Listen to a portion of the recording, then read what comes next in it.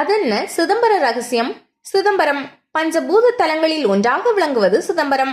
பஞ்சபூதங்களில் ஒன்றான ஆகாயத்தின் அதிபதியாக சிதம்பரம் நடராஜ பெருமான் உள்ளார். இதனால் இந்த ஆலயம் பஞ்சபூத தலங்களில் ஆகாயத்தலமாக திகழ்கிறது. திருவண்ணாமலையை நினைத்தால் முக்தி கிடைக்கும் என்பார்கள். அந்த வரிசையில் சிதம்பரம் நடராஜ பெருமான் கோவிலும் இணைந்துள்ளது. இந்த ஆலயத்தை தரிசிக்க முக்தி கிடைக்கும் என்கிறார்கள்.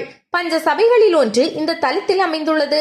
சிதம்பரம் சிற்சபையில், அதாவது பொன்னம்பலம், நடராஜ பெருமான் ஆனந்த தாண்டவமாடி பக்தர்களுக்கு அருள்பாலிக்கிறார். சிதம்பர ரகசியம் தெரியுமா?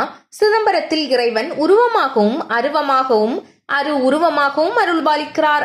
உருவம் நடராஜர், உருவம் ஸ்படிகலிங்கம், அருவம் சிதம்பர ரகசியம். சிற்சபையில் சபாநாயகரின் வலப்பக்கத்தில் உள்ளது ஒரு சிறுவாசல்.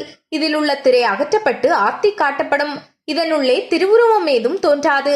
தங்கத்தாலான வில்வத்தள மாலை ஒன்று தொங்கவிடப்பட்டு காட்சியளிக்கும். மூர்த்தி இல்லாமலேயே வில்வத்தளம் தொங்கும். இதன் ரகசியம் இறைவன் இங்கு ஆகாய உருவில், அதாவது அருவமாக இருக்கிறார் என்பதுதான். அகன்ற பெருவெளியில் நிறைந்திருக்கும் இறைவனை உருவில் வழிபடுவதை விட வெறும் வெளியை, அதாவது அருவத்தையே இறைவனாக வழிபடுவதே சிதம்பர ரகசியமாகும். சிதம்பர ரகசியம் சித் கூட்டல் அம்பரம். சிதம்பரம் சித் அறிவு, அம்பரம் வெட்டவெளி. சிதம்பரம் நடராஜர் ஆலயத்தில் தேரோட்டத்தின் போது சபையில் வீற்றிருக்கும் மூலவரே உற்சவராக மாறி தேரில் அமர்ந்து வீதி உலா வருவார். மூலவர் வெளியில் வருவது வேறு எந்த ஆலயத்திலும் காண முடியாத ஒன்று என்பது குறிப்பிடத்தக்கது.